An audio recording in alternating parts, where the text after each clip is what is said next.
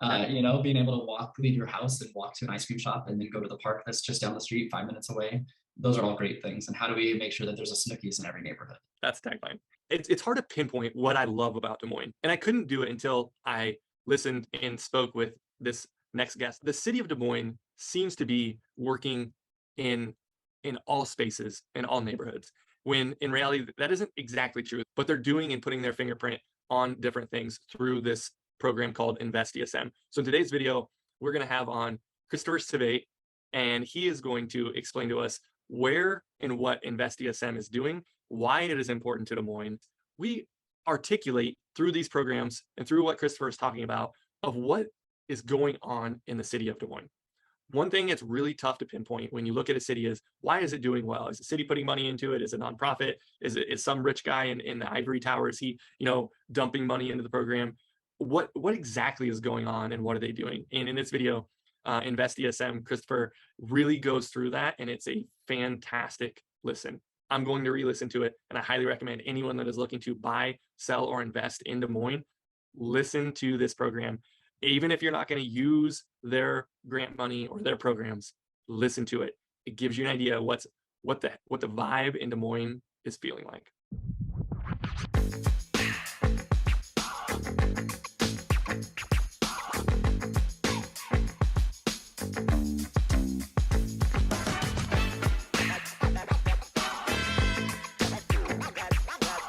Christopher, appreciate you jumping on here and giving us some background around the Invest DSM program. My initial reach out to you was, hey, I see these signs all over the neighborhoods that I am selling houses in. What do they consist of? What do they mean? What's the city doing with this program? So I'll start off just an intro. Tell us a little bit about yourself, how you started with Invest DSM. Yeah, so Christopher Civitate, I have been working in neighborhood revitalization here in Des Moines for more than 14 years now, going on 15 years. And so I started out my career in the affordable housing nonprofit sector here in Greater Des Moines with Habitat for Humanity, doing neighborhood revitalization work, and started with Invest DSM in the fall of 2019. So we're a pretty young and new organization. We started in 2019. We were officially incorporated in July of 2019, so just prior to the pandemic. The city had a 30-year plus revitalization program that they'd been running, and city staff at the time felt like they weren't getting the results that they wanted to, and so they had a firm come in from outside called CCB, and what the city did, and then that firm did, is they really looked at the neighborhood revitalization program the city of Des Moines had. They looked at all of the nonprofits that were doing work in Des Moines and tried to figure out what was going on with our neighborhoods and why the city wasn't seeing the results they thought they should.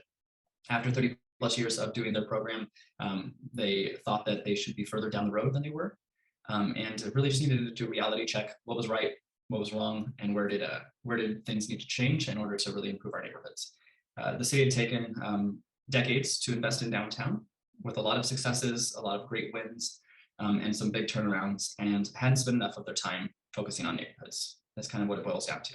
Part of it is that there were these amazing plans put together for neighborhoods by city staff. And I think they had all of the correct data in them. They had a lot of what they needed to turn around the neighborhoods. But what they didn't have is the buy-in from the city financially to help actually incentivize that neighborhood revitalization work. So these amazing plans were always put together over the 30-year period of time, handed over to neighborhoods, and the neighborhood associations were expected to take those plans and make them work. But without funding, it just was not possible. So it really didn't see the kind of work happening in neighborhoods that the city was wanting. And the firm said that you have to take money and put it behind your programs to make neighborhood revitalization work. And so what the city did was came up with a commitment, and they then partnered with the county. So Invest DSM was started by the city and the county, and the 1 cent sales tax increase was instrumental in making Invest DSM work. So we didn't take funds away from other people, other nonprofits, other organizations. What happened was there were new funds coming in through that 1 cent sales tax increase that created Invest DSM in 2019. So that passed in the spring of 2019, actually went into effect August of 2019.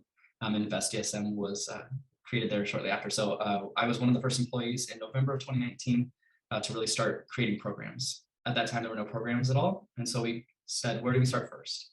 And what we said was we started with building community. It's not a city, you're not city staff. We are an independent nonprofit.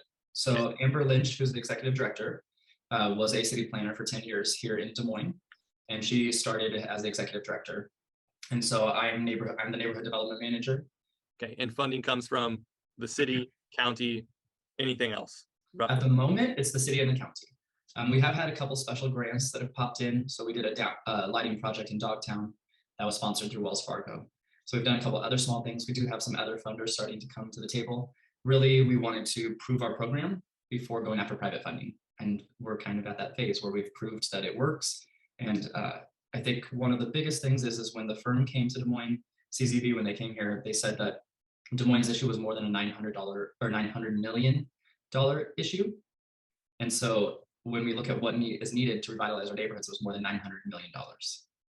And so we had to start somewhere, which brought us to the fact that we're only working in these small 4 geographic areas. So 900 million, is that a lot or not a lot?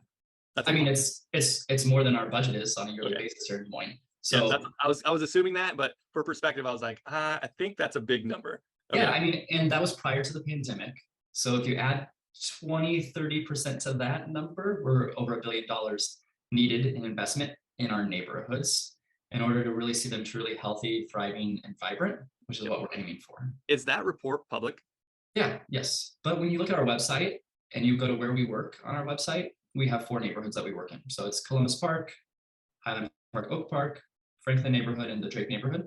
So those are our 4 areas that we work in. And on each of those pages, when you look at those, is the full report on the neighborhood revitalization plan for each area. Okay. So when we talk about our goals and what we're looking to do, Drake specifically has a goal to take some of what were built as single family and have become multifamily and convert them back to single family, while increasing the amount of apartment units on the major corridors in the neighborhood, and then protecting affordability in those new units that are built as apartments. So like those goals are all lined out in there. So we regularly check in on those goals with our steering committees in each area. So we have steering committees in each of our areas, and then check back in with city staff and all of the city departments. We're regularly working directly hand in hand with them. You mentioned the 4 neighborhoods. Let's get into the different programs you have. And because I work with 2 different types of buyer sellers quite a bit. I do a lot of investing, helping investors buy in Des Moines. And one thing that I want to get out of this for them is, what are these programs? What are the stipulations? What are the rules? How can are any of the programs a right fit for them, or how are they a right fit? And then also the homeowners that are buying in those neighborhoods, what is to come of the neighborhoods? I mean, if a city is putting good work into neighborhoods, there is good things to come in most cases. And I want to highlight that with anyone that's moving to Des Moines, that's trying to find their next neighborhood, that they don't feel the current neighborhood fits their style. Where else can they go, or what else is happening? So let's start off with the homeowners. And I wrote down the 2 programs I saw was the block challenge and homeowner revitalization. Is that for homeowners to apply those types of programs? Those are the 2, correct? Yeah, that's correct. And so each of our areas, when we looked at them, have something special going on in them. And so it wasn't just the fact that the neighborhood was in the middle and pretty healthy to begin with and needed just a lot of help with deferred maintenance issues, things like that. There was also some large projects. So like when you look at Highland Park, there's Riverview Amphitheater and this amazing business district. And you look at Columbus Park, it's so close to downtown. You can walk to the bike trail and get on it in moments. And so all of our areas had something else going on as well. And that's one of the reasons why those areas were chosen, to help just continue to uplift them and bring that momentum. So our Block Challenge program was the first one we created, and that was in March, right before the pandemic hit in 2020. So we rolled out this program week 1, and week 2, we shut down the entire country. So it was kind of one of those fun things, but our Block Challenge program really focuses on bringing neighborhoods together. And so it focuses on the fact that each of our neighborhoods is a smaller neighborhood inside of itself. So we look at this huge citywide community, and what we say is, well, each of these are micro markets, and each of them needs special tools that work just in those areas in order to help revitalize those areas. So in our Columbus Park and our Highland Park district, the Block Challenge program looks a little different than it does in the other 2 neighborhoods. And it's based on where they're at in their life cycle and how we get neighbors to work together. And so the bottom line is that when you get 5 neighbors together, you can get a matching grant dollar for dollar up to a certain amount. So it's $1,000 when you get 5 neighbors together that you can get matching. And then when you get 10 neighbors together, you can get $2,500. So what we do is we incentivize more people to get together, and then they get a higher dollar match grant. And so it's for exterior only repairs. So it's all of the curb appeal type of stuff. It is gutters and roof, it is siding, it is painting, it is flowers, it is all of those types of nice little things that really bring curb appeal to the neighborhoods. But in this program, homeowners have to work together. They don't have to do the same project. They don't have to spend the same amount of money. Someone can put in a new mailbox while someone completely resides their home and paints it. But the bottom line is they have to get together. They have to meet with each other at least twice on the front end to talk about what their projects are going to look like, what they're hoping to do. And then from there, we approve it. So it's a pretty quick approval process. We haven't had a no yet. We have had a couple, we don't love the paint color you've chosen. Have you thought about this other paint color? And a lot of times that's when it's like 4 houses all next to each other. They're all painted the exact same color. And it's like, oh, you're the 4th house painting the exact same color. But we don't have no's. We work towards a yes. We haven't had anyone bring like the brightest pink yet or the highlighter yellow and say, hey, we're going to do this and have to say no. But we do have like a little discretion, and a lot of it's around just material choices.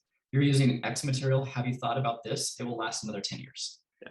And so our construction staff looks over the projects as they're happening. We attend a meeting with the neighbors as well. So we talk about those projects that they have going on. And we talk about, well, have you thought about doing X, Y, or Z? Have you thought about adding in a 3rd paint color? We require at least 2 paint colors. So have you thought about a 3rd on your old home, on your Victorian home? And people are like, well, I never thought about that. Oh, I never thought even adding just a different shade of brown would be good on our home. Yeah. And so we talk through those things. But I think besides the fact that neighbors are starting to talk more with neighbors, and they're extending from the middle of the block all the way to the end of the block, and they never knew that neighbor before. I noticed that there's those signs in some of the neighborhoods that you didn't mention. Is that anywhere in Des Moines, you just have to get 10 people that isn't neighborhood specific, like those 4 neighborhood specific? So we have pretty good funding paths in our 4 areas to work with as many homeowners as possible. The city, after we ran that program in year 1, decided that because of how successful it was and how good it did at bringing neighbors together, just the immediate impact they saw, they launched that citywide. Cool. So there's a separate funding path. So there's our Block Challenge program through Invest DSM, and then the city of Des Moines has a Block Challenge program. So there's a separate funding path for the city's Block Challenge program. But if you call us, we'll get you to them. If you call them, they'll get you to us. But within our district, we have almost unlimited funds for that program. So it really is about building that community. And the city is working towards a similar goal. So they put more funds into it the 2nd year. This is the 2nd year that they've done that program. I think they increased their budget to $450,000 this last year. The year previous, it was less than $200,000. Do you know if they use that whole $200,000? Oh yeah, yes. Oh, yeah. I know in year 1 they had allocated $200,000. I think they made it to $246,000. So they found additional funds, and they had to cut off the amount of teams that they could approve. And I know in year 2 they went above and beyond the $400,000. They'd only had allocated $200 to start with, and they worked partway through the year to get another $200. And I think they're above and beyond that as well, with the program closed, I think, at this time. Awesome. So ours opens like March. April. Ours opens usually April 1st, and theirs opens May 1st. But we'll close ours here in the next couple of weeks. So mid-September was when we'll accept our last team. The city's program's already closed for the year, and then we'll get it open back up first time spring rolls around. So April for us, May for them. Anything else on the Block Challenge you want to that we not mention? No, the only thing is at the end, we also require our teams to throw a party together. So it's starting to be that block party type of thing at the end of the year. So once all their projects are completed or near completed, they all get together again and have a block party, have something, whether they do like a walking home tour, an ice cream social, some type of food, they all get together again. And so it really is that building community and how we do that again, block by block in our neighborhoods. So that's fun. Cool. Okay, let's move on to the homeowner renovation program. What's that consist of? Yep, it consists of homeowner occupied repair. So one of our biggest things is how do we keep our current homeowners in our neighborhoods? And then how do we make sure that that people coming into our neighborhoods have the ability to take care of either deferred maintenance or homeowner upgrades? One of the things that we regularly hear from our homeowners is they would love to stay in a Des Moines neighborhood, but the house no longer meets their need. And so we actually incentivize larger projects at a different rate than we do smaller projects. And so you can get anywhere from 20% of the cost of the projects taken care of by Invest DSM. So our contribution to the cost of the project, all the way upwards of 50% of the cost of the project. So we do have a max cap on where the 50% ends. And then from there, we cover an additional 25% after that max cap. But we are really looking at how do we take a 3-bedroom, 1-bath home in the Franklin neighborhood and make it so a family can stay there, stay in the school system, be there long-term, and invest right back into their neighborhood. They love it. It's walkable. They have a really nice tree canopy. They're really close proximity to 235 in order to get back downtown or to get west if they would like to. And so how do we incentivize them to stay there? And so the family's looking at how do we go from a 3-bedroom, 1-bath to a 4, 2.5? And that takes a huge capital investment, a massive renovation, or even addition to the property. And so we could contribute on a $300,000 project when the homeowner's investing upwards of 60 grand towards that project and help make that possible. What we're really doing is kind of addressing a couple issues. One is a deferred maintenance issue. Another is an appraisal gap issue where they could never go to a bank, get a loan because the end project would still never appraise for what they're looking for. And then the other part is a willingness. So some of our funds are designated towards a willingness. The homeowner wants to do it, but when they look at the properties next to them, they're not sure if they should take that kind of step or that kind of leap into investing that much into their property because the home next door hasn't invested that much into their property. And so kind of a couple different things, one is the deferred maintenance issue, one is an appraisal gap issue, and the other is a willingness. And so our funds are intended to make all of those things possible. Yep. When we look at Des Moines as a whole, what they faced, the city of Des Moines has faced is a budget deficit because of a tax base that doesn't exist. So with more than 40% of our properties off the tax roll, whether they're a church, a nonprofit, a state, a city building, the homeowners and then the business owners are really taking on this huge burden. More than 60%, or not more, about 60% of the tax base comes from our neighborhoods, and they're who has to back all of the capital improvements, all of our park improvements, all of those things throughout the city. And so taking care of homeowner maintenance, investing back in the home, and helping get those appraisals up, that assessed value up to a healthy spot in our market is what gives us that tax base needed to take care of our school systems, take care of our parks, take care of our trees, our streets, all of those things that we've grown to love. So the homeowner program is really simple. Homeowner sends us an email at info@investdsm.org, and that's kind of the starting point. So they just say, hey, I want to do a project at my house. I'm looking to do a kitchen remodel, and I'm looking to paint my exterior. I don't have any contractors yet, or I do. What's next? And we set up a quick Zoom call, kind of like this one, and we go over the program guidelines. So we go through with them what it would look like if they did a project that was from anywhere from like 10,000 to 15,000. If they did a project anywhere from 15,000 to 30,000. If they did a project from 30,000 to 100,000. We kind of go over our categories. And so we have 3 different tiers to our programs. So we have a tier 1, a tier 2, and a tier 3 on our homeowner renovation program. And the tier 1 has no forgiveness period. So it's that 20 to 25%, 30% cost share on Invest DSM's part. And what happens is the project is done, we reimburse the homeowner, project is completed, we come out and inspect, we reimburse the homeowner, and then we grant them the money, and that's it. And there's no commitment past that. Once you get into the larger projects, there's either a 5-year forgiveness period or a 7-year forgiveness period. And so we get into the largest projects, and we have 7-year forgiveness period. Medium size, which are still big projects, there's a 5-year forgiveness period on our end. We do multiple draws throughout the process. We help them look at different options. So sometimes we walk into a project and do an inspection, and they're wanting to do a kitchen remodel, and we're like, well, if you spent just a little more and removed this wall, you'd have a better peninsula. You would open up into your dining room space. And we kind of help them walk through some of those things that they may not see as an option and just present them to them. And then really it is their responsibility to go out to contractors and get the bids and decide what their project looks like. We have some standards that they have to meet, but most of the homeowners, when they're spending that kind of money, they're going to meet our minimum standards easily because they're wanting to invest in their home. They're at that spot where they're ready. Yep, and they're spending 50 to 75% of it's still their money. They aren't getting, it's free money, but it's not 100% free. Yeah, on average, if you look at the 450 plus homeowner renovation projects that we've completed to date, we're contributing about 33% of that cost over all of the projects, whether it's a tier 1 or a tier 3. So 66% of the money is the homeowner's money going back into their house. So even if it's the 50% and 50%, it averages out in the end of the day to them spending 60% of their own money, 66% of their own money, and using 33% of ours. Yeah. We end up getting a little bit better quality project. We have conversations between us and them. So a construction specialist on our team works with them. And so then they go to their contractor. They maybe set up a little bit better to talk about, no, I'm not willing to put down 50% up front. I think I should only be putting down 25%. No, I shouldn't give you 100% of the cost of the project. No, I should be checking through this. You haven't pulled the city permits. You need to pull these permits. Making sure that they're having good conversations. A lot of homeowners, part of the reason why they don't do projects is because they're scared to do a project. it's a huge undertaking, and there's so much. And you hear of all of the stories of people being taken advantage of, and who wants to be taken advantage of and lose out on their own money? So what I heard you say too is you get to pick your own contractor. yeah, It we isn't don't. like you guys have a list of approved contractors. Nope, we allow you to work with whoever you want. We say that they have to be in good standing, which just means that they can't have any major violations with the state of Iowa on file. They also, we have only one contractor at the moment, I think, where we've had issues with them with multiple homeowners, and we just let homeowners know that there's been a problem with them if that contractor comes. So we are starting to see a couple contractor issues, and then we're letting homeowners know, hey, this is what we've heard about this contractor. This is what we've seen. Yep. So as a nonprofit, we can do that.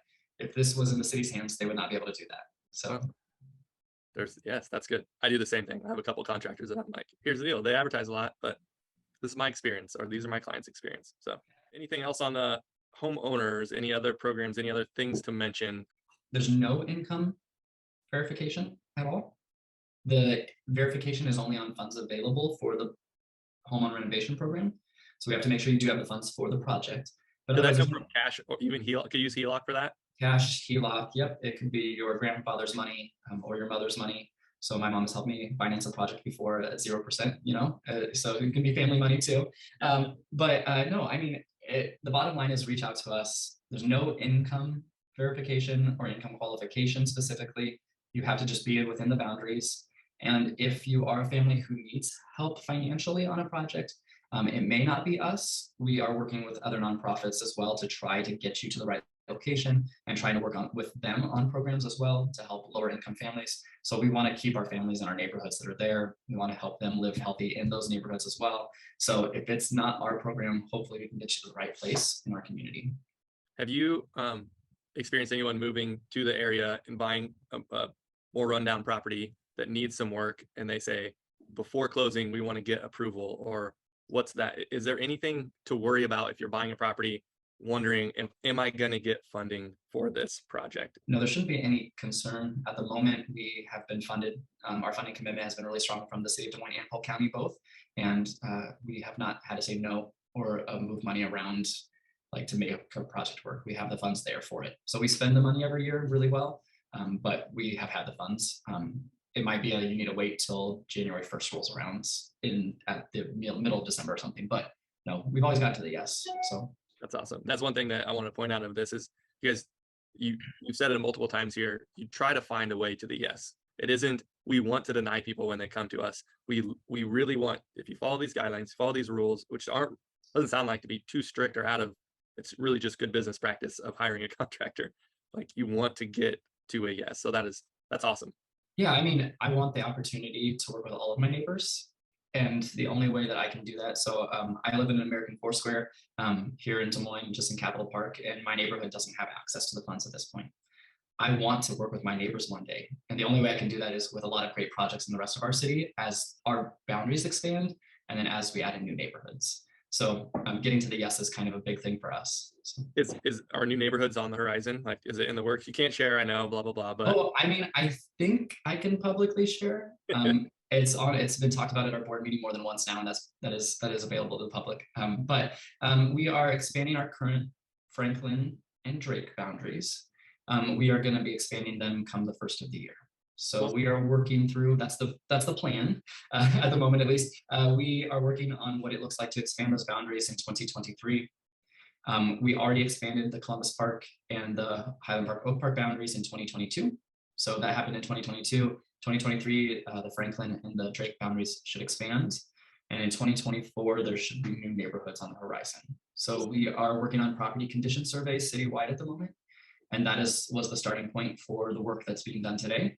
And then from there, we look at a core group of neighborhoods, and then we'll do the neighborhood plan that is available for all of the 4 districts currently with the city, and then announce those neighborhoods. So cool. That's awesome. I don't know which ones they are yet. We haven't got far enough down the road to even have a hint in my mind. But we have a lot of great neighborhoods that need a program like this. And so the quicker we can get the work done in the neighborhoods that we're in, just means we're also able to go on. So it is a 10-year commitment to the 4 neighborhoods we're in. And so I think the Franklin neighborhood will probably graduate before the 10-year mark. And our Columbus Park district may stay in another couple of years past the 10-year mark. What's evaluated to graduate? I'm curious. Yeah, so I mean, it's a hypothesis, and so it's a working theory at the moment. But it was 20% or more of the properties, the residential properties touched by Invest DSM was kind of the hypothesis. And we are actually already, if you include our block challenge, we've hit more than 20% of the properties in Franklin, and we're pretty close in Drake also. But really, we're looking for those larger capital projects. So our homeowner renovation program is what we're talking about.